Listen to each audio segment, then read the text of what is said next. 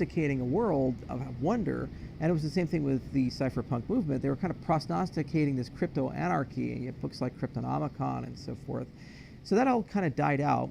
And then in the 90s, with the internet boom, it came back through centralized efforts like DigiCash. So what was his name? Yeah, David Chaum was the big guy there. He was a brilliant guy, interesting ideas, but the problem was that most of the solutions required a middleman to work. So you could get anonymous money, you could get digital money moving, but you needed a central ledger for these things to work. And a lot of people were trying to build their way up to something where they could get rid of the middleman, because they said that, well, we have middleman, what's the point of having this on the internet? It's not decentralized. So then Bitcoin came out in 2009, and it really showed that you actually could run at scale, a reasonable scale, decentralized money. And a lot of the adherents in the early days of Bitcoin were from the internet societies and, from the peer-to-peer foundation and for, cypherpunks that were kind of leftovers. And they were saying, wow, this is so cool. We actually solved this problem. But it had no value.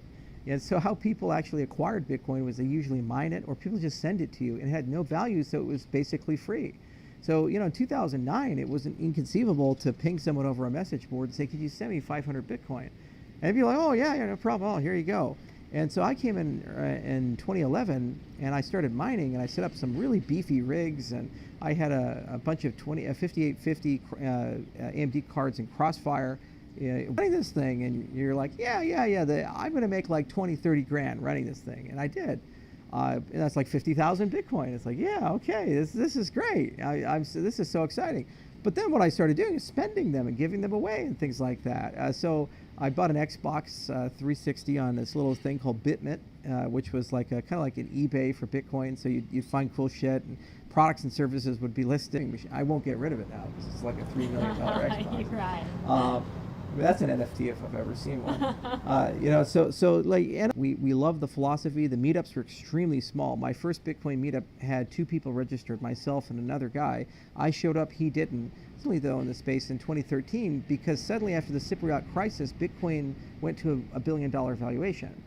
And I started thinking, and I said, well, if I roll the dice on this, it can go one of 2 ways. It's going to die really quickly in 6 to 12 months, or it's going to grow exponentially. I get it right, then this whole magic internet money thing is actually going to become real, and I could be at the ground floor of changing the way the world financial system works. You get that like once every century, give or take, usually when an empire collapses. So the last time was the Bretton Woods Accords in 1944. After the back, right when World War II was closing, and before that, it was the Brits lost. The empire started falling apart, and so we moved from the sterling to the dollar. So it's like you don't really, as a regular private Joe, have an opportunity to just come in and sell the most useless thing in the world if you want to be a business guy. So I said, here's what I'll do. I'll create a free course teaching people how Bitcoin. So I released a class called Bitcoin, or How I Learned to Stop Worrying and Love Crypto.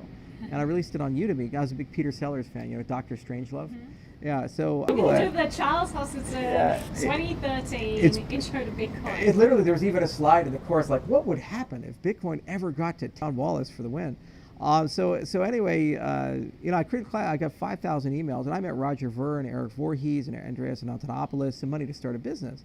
And I'm thinking this is some sort of Nigerian prince scam or something like that. It's like, send some money to my account. I'll send it right back. Yeah, but he was serious. So I went to Bitcoin Talk, and I created a little thread. It was called Project Invictus, and it said, what will you do to what could we do to make Bitcoin crypto undefeatable? What would really solve all of our major problems? And 2 things came up. It was a bimodal distribution in the responses. One was saying, hey, we need stability because volatility is a really bad deal. And if we don't get stability, merchants won't adopt it. You can't use it for lending. Fair enough. Okay, so you need a stable coin. So early days, there were no stable coins. The other said we need decentralized. A single point of failure could basically bring the price down and destroy the entire economy. So I said, all right, well,